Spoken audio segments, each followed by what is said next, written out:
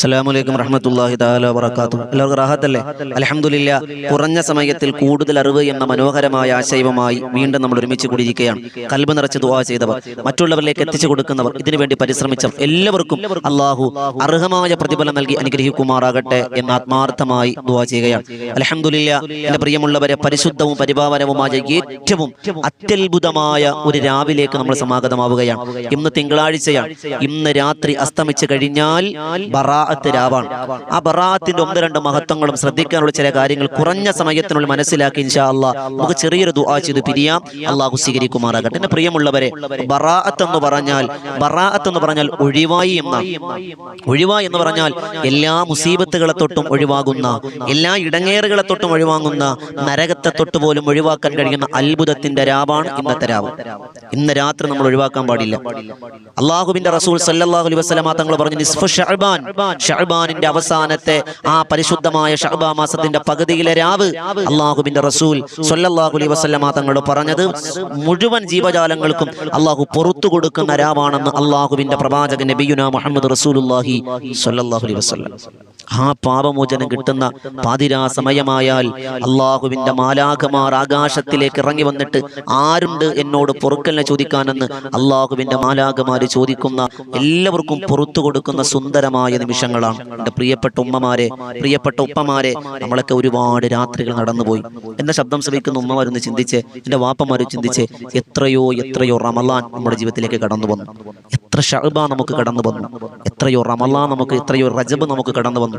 റജബ് മാസം കടന്നുപോയി കണ്ണടച്ച് തുറക്കുന്ന വേഗതയിൽ, അല്ലേ? അതുപോലെ റജബിന്റെ 27 കടന്നുപോയി, ശഅബാൻ 10 ദിനരാത്രങ്ങൾ കടന്നുപോയി, 15ാമത്തെ രാവാണ്.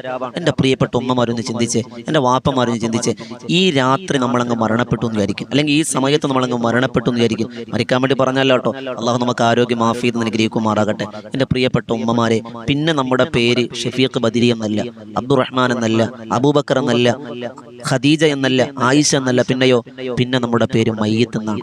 അള്ളാഹുവിന്റെ നമുക്കൊരുക്കി വെച്ചിരിക്കുന്ന ഖബറിലേക്ക് ബന്ധുമിത്രാദികൾ എല്ലാവരും കൊണ്ടുവന്ന് ഖബറടക്കും. ആ ഖബറടക്കിയിട്ട് നമ്മുടെ മക്കളും ഭർത്താവും കുടുംബക്കാരെല്ലാവരും അടങ്ങിപ്പോവും. ഒരാളും ഉണ്ടാവില്ല, നമ്മളും മാത്രം.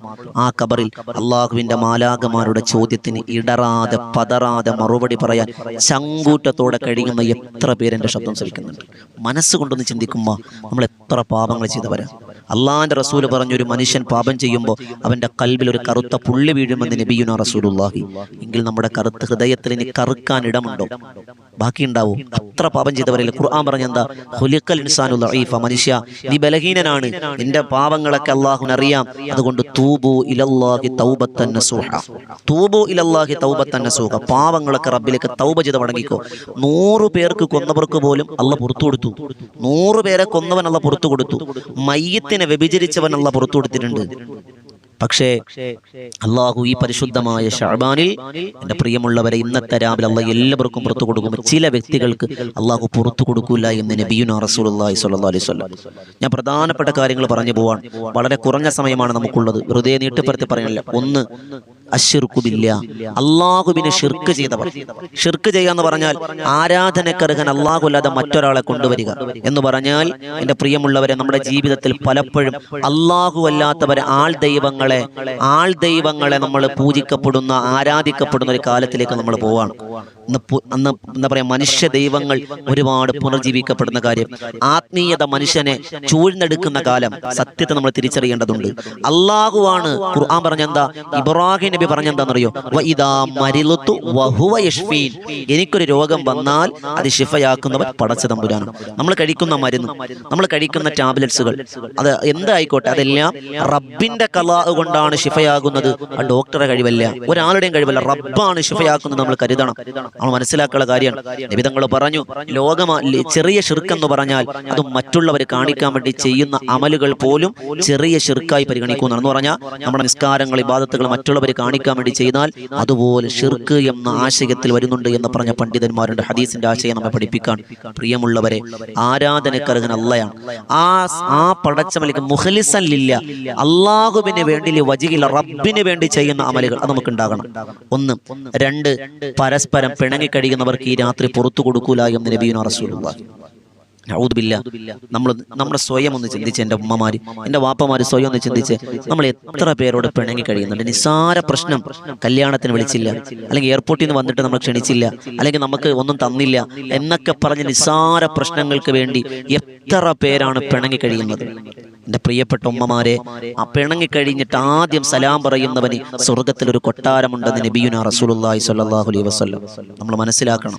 എൻ്റെ പ്രിയപ്പെട്ട ഉമ്മമാർ, സഹോദരങ്ങൾ, സഹോദരിമാർ, നമ്മൾ മനസ്സിലാക്കാനുള്ള കാര്യമാണ്. തീർച്ചയായും ആരോടെങ്കിലും പിണങ്ങി കഴിയുന്നുണ്ടെങ്കിൽ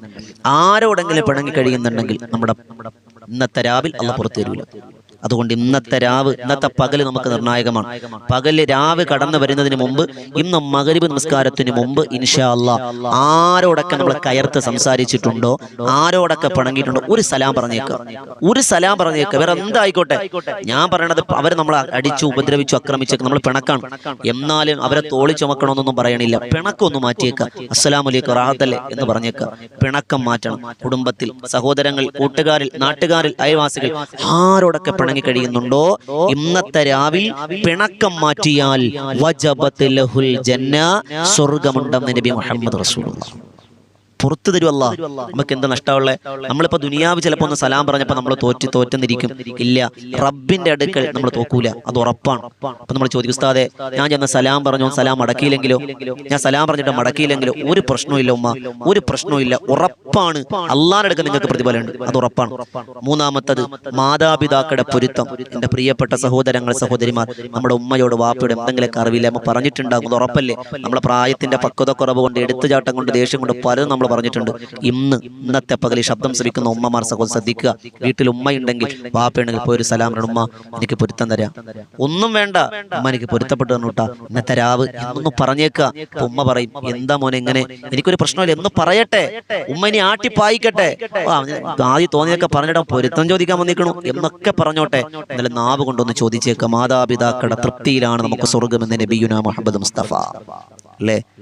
അപ്പോ എന്താണ് ഒന്നാമത്തത്? അള്ളാഹിനെ ശിർക്ക് വെക്കുന്നവർ. 2 പരസ്പരം പിണങ്ങി കഴിയുന്നവർ. 3 മാതാപിതാക്കളുടെ പൊരുത്തമുള്ളവർ. 4 ലഹരിക്കടിമയായവർക്ക് അള്ളാഹു പുറത്തു തരൂല. എൻ്റെ പ്രിയപ്പെട്ട ഉമ്മമാരെ, വീട്ടിൽ ആരെങ്കിലൊക്കെ ഉണ്ടെങ്കിൽ അവരെ പറഞ്ഞു മനസ്സിലാക്കി ഇന്നത്തെ രാവ് അള്ളാഹുവിന്റെ ബജറ്റ് അവതരണത്തിന്റെ രാവാണ്. നമ്മുടെ കാര്യങ്ങൾ തീരുമാനിക്കുന്ന രാവാണ്. അള്ളാഹു സ്വീകരിക്കട്ടെ. അതുകൊണ്ടാണ് നമ്മൾ എപ്പോഴും 3 യാസീൻ ഓതുക. എല്ലാവരും ഇന്ന് അസ്തമാനം കഴിഞ്ഞാൽ, ഞാൻ ശ്രദ്ധിക്കാനുള്ള കാര്യം വേഗം പറയാം. എൻ്റെ പ്രിയമുള്ളവരെ, ഇന്നത്തെ പകലിൽ എന്റെ ശബ്ദം ജമാഅത്തായി നിർവഹിക്കാം, കൃത്യമായി ജമാഅത്ത് നിർവഹിക്കാം, നിസ്കാരം കൃത്യമായി ജമാഅത്ത് നിർവഹിക്കാം. മഗ്‌രിബിന് തൊട്ട് മുമ്പ് ഒളു എടുത്ത് ഒരു 15 മിനിറ്റ് 10 മിനിറ്റ് മുമ്പെങ്കിലും ഇന്നത്തെ രാവിനെ പരിഗണിച്ച്, നമ്മൾ എന്നും ചെയ്യുന്നവരാണെങ്കിൽ കുഴപ്പമില്ല, ചെയ്യാത്തവരാണെങ്കിൽ ഇതൊന്ന് ചെയ്തിരിക്കണം. മഗ്‌രിബിന് തൊട്ട് മുമ്പ് ഇൻഷാ അല്ലാഹ് ഒളു എടുത്ത് സുബ്ഹാനല്ലാഹി വബിഹംദിഹി സുബ്ഹാനല്ലാഹിൽ അലീം വബിഹംദിഹി അസ്തഗ്ഫിറുല്ലാഹ് എന്നൊരു 101 വട്ടം മഗ്‌രിബിന് മുമ്പ് നമ്മൾ ചൊല്ലിയിരിക്കണം. അല്ലാഹു ഭാഗ്യം തരട്ടെ. ഇന്ന് മുതൽ ചെയ്യണം, ഇന്ന് മുതൽ പതിവാക്കണം. ഇന്നത്തെ രാവ് നമ്മൾ തുടങ്ങണം. അൽഹംദുലില്ലാഹ്, നിത്യമാക്കുന്നവർ അങ്ങനെ ചെയ്തോട്ടെ. 101 തവണ സുബ്ഹാനല്ലാഹി സുബ്ഹാനല്ലാഹി വബിഹംദിഹി സുബ്ഹാനല്ലാഹിൽ അലീം വബിഹംദിഹി അസ്തഗ്ഫിറുല്ലാഹ് നമ്മൾ പറയുക. രണ്ടാമത്തത്, അത് കഴിഞ്ഞ് മഗ്‌രിബിന് ബാങ്ക് വിളിച്ചു. മഗ്‌രിബ് ഇൻഷാ അല്ലാഹ് നമ്മൾ എന്ത് ചെയ്യുക? മഗ്‌രിബ് ജമാഅത്ത് നിർവഹിക്കുക. മഗ്‌രിബ് കഴിഞ്ഞിട്ട് ചൊല്ലാനുള്ള ദിക്റുകളും ഔറാദുകളൊക്കെ ചൊല്ലി, സൂറത്തുകളൊക്കെ നമ്മൾ ഓതിയിട്ട് 3 യാസീൻ ഓതണം. 3 യാസീൻ. 1 റിസ്ഖിന് വേണ്ടി, ജീവിത വിഭവത്തിന് വേണ്ടി, നമുക്ക് ഈ ഒരു വർഷത്തെ എന്തൊക്കെ തിന്നണം, എന്തൊക്കെ കുടിക്കണം, നമുക്ക് കടം വേണോ, കടം വരണ്ടേ എന്നൊക്കെ തീരുമാനിക്കുന്ന രാവാണ്. ജീവിത വിഭവത്തിന് വേണ്ടി ഒരു യാസീൻ ഓതുക. 2 കുടുംബത്തിൽ മരണപ്പെട്ടവർക്ക് വേണ്ടി, നമ്മുടെ ഉമ്മ വാപ്പ എല്ലാവരും, നമ്മൾ എല്ലാ സോതും അതിഥി കൂട്ടണ്ട, അല്ലാതെ ഒരു യാസീൻ ഓതിയേക്കുക മരണപ്പെട്ടവർക്ക് വേണ്ടി. 3-മത്തത് ഈമാനോടെ മരിക്കാൻ 3 യാസീൻ. ഇൻഷാ അല്ലാഹ് ഈ 3 യാസീൻ ഓതി പൊട്ടിക്കരഞ്ഞുകൊണ്ട് ദുആരക്കുക. അപ്പോഴേക്ക് ഇശാ ബാങ്ക് വിളിച്ചിട്ടുണ്ടാകും. ഇശാ ജമാഅത്തോടെ നിർവഹിക്കുക.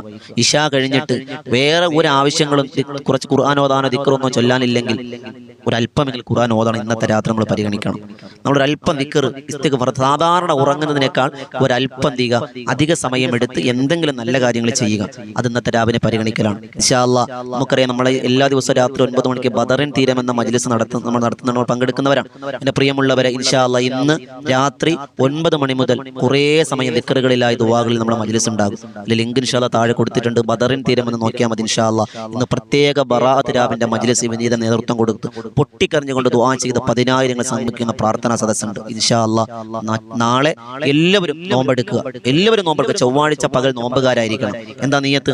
ബറാഅത്തിന്റെ സുന്നത്ത് നോമ്പിന് അള്ളാഹു തആലക്ക് വേണ്ടി ഞാൻ പിടിച്ചു വിടുന്നു നിയത്താക്കുക. ഇനി ഏതെങ്കിലും റമദാനി നോമ്പ് ഖളാ ഉണ്ടെങ്കിൽ അതും ഇൻഷാ അല്ലാഹ് കരുതുക.